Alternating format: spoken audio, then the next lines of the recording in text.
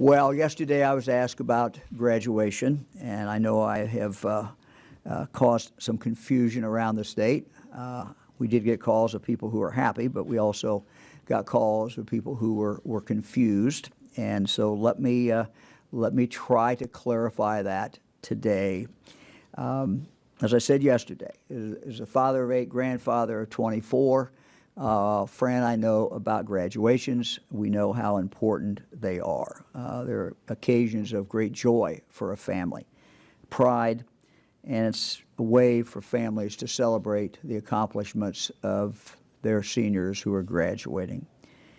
We fully understand what an important rite of passage that this is. Due to the infectiousness of COVID-19, this year, of course, everything has to be different. And I want to start by sharing with you something that our son-in-law, Bill Darling, wrote.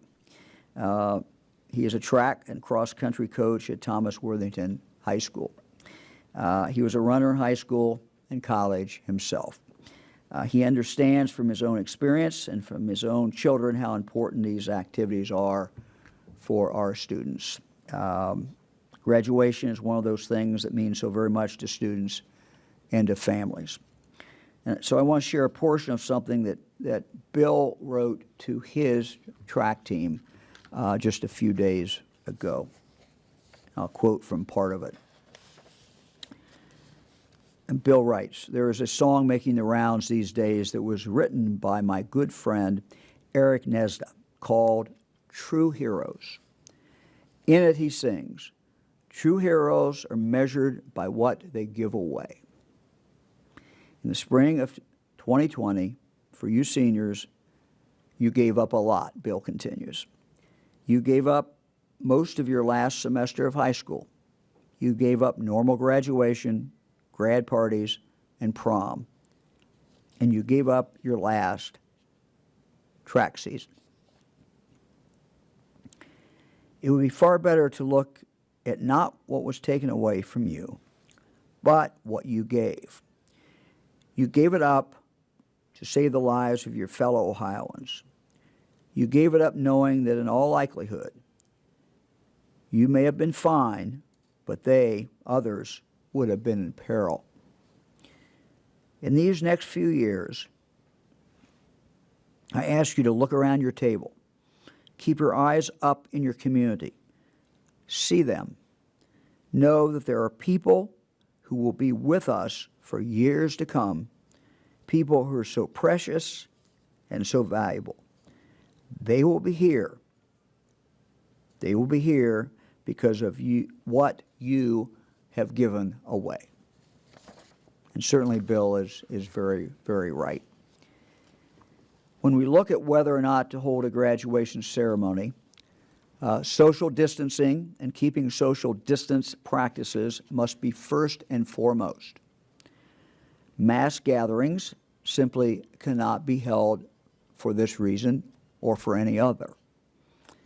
Now, I have asked the Ohio Department of Education and the Ohio Department of Health to come together to issue guidance for local schools and health departments to follow. And this is a summary, and they will have up on their webpage shortly the full text so that schools and parents can take a look at it. But this is a summary. First and most preferred is a virtual graduation ceremony done through internet platforms. And we know that many schools are doing that and are very excited about that. Second, in preference, would be a drive-in type of ceremony where a student would drive to a designated location at a designated time to get his or her diploma. Third in preference would be an event with 10 people or less at a time who are and remain socially distanced, where a graduate can receive his or her diploma. And again, they go into more details, and that will be put up online shortly. Ohio has 612 school districts.